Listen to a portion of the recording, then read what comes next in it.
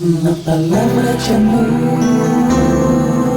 uma palavra de Deus.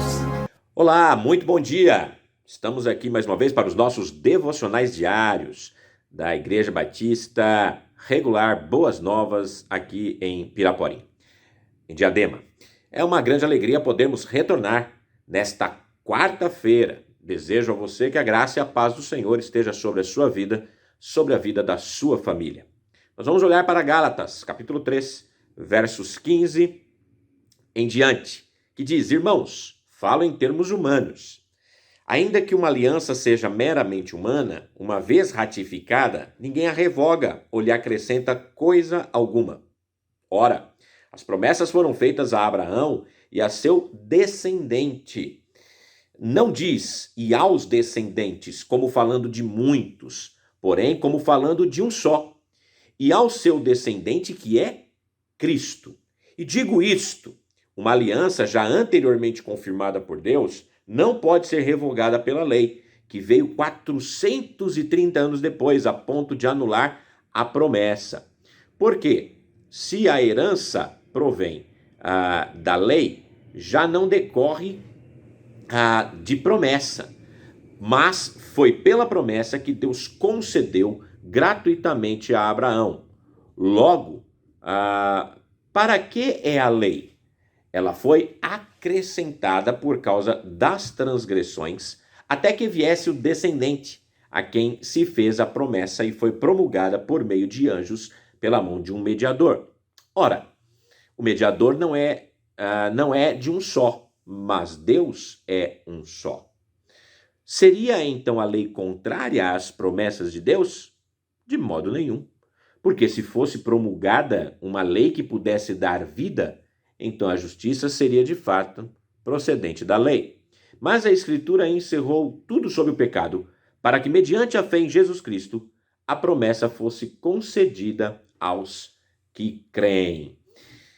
Na luz da promessa de Deus, qual é o propósito da lei? E é esse o nosso assunto, é isso que nós vamos tratar nos nossos próximos devocionais aqui, na carta de Paulo aos Gálatas, né? Ou seja, à luz das promessas de Deus, à luz daquilo que Deus prometeu, qual então é o propósito da lei? Nos versículos 1 a 14, Paulo prova que a Escritura, Paulo prova a partir da Escritura do Antigo Testamento que Abraão foi justificado pela fé e não pela lei, e que todos os outros crentes, sejam judeus ou gentios, são também igualmente salvos somente pela fé. Porque a maldição do pecado foi tomada por Cristo sobre si na cruz. E agora o apóstolo Paulo se antecipa ao argumento provável dos seus adversários judaizantes, que eles iriam falar: tá bom, muito bem, a partir do que você argumentou, Paulo, admitindo que Abraão e seus descendentes pré-Sinai foram salvos pela fé, é óbvio que quando Deus deu a lei a Moisés, a base da salvação então foi alterada. A nova aliança que Deus fez então lá foi um novo meio de salvação que foi estabelecido. Então talvez os judaizantes partissem para esse tipo de argumento contra Paulo, né? Então, essa talvez fosse a ideia. Então eles falam: olha, depois de Moisés, então a base da salvação se tornou a lei, em lugar da fé. Ou, pelo menos, a lei seria um complemento necessário à fé.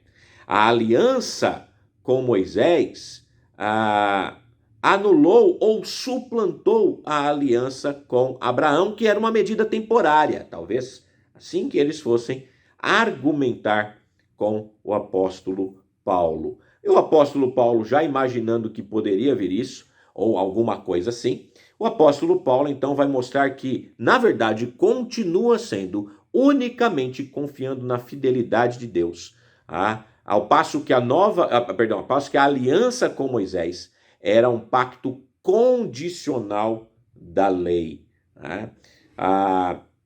Então, a lei centra-se no dever do homem, o trabalho do homem, a responsabilidade do homem, o comportamento do homem, a obediência do homem. A promessa, sendo fundamentada na graça, exige apenas fé, fé sincera. A lei, ela depende das obras, depende de uma exigência perfeita, e isso é impossível a qualquer homem. Em contraste às alianças da promessa e da lei, a primeira mostra a superioridade e a segunda mostra sua inferioridade. Então, ainda assim, Paulo continua mostrando que a salvação continua sendo somente pela fé e que o propósito da lei, que ele mostra de uma maneira muito clara, é demonstrar, é apresentar o quão pecaminoso eu sou e o quanto eu estou afastado dessa graça maravilhosa de Deus. Que nós possamos olhar nos nossos próximos encontros aqui sobre este tema. O primeiro tema que vamos falar é sobre a superioridade da promessa e depois a inferioridade da lei em relação à promessa que Deus fez a Abraão. Grande forte abraço para você, uma ótima quarta-feira, até amanhã, com a graça do nosso Deus. Tchau! Uma palavra de amor, uma palavra de Deus.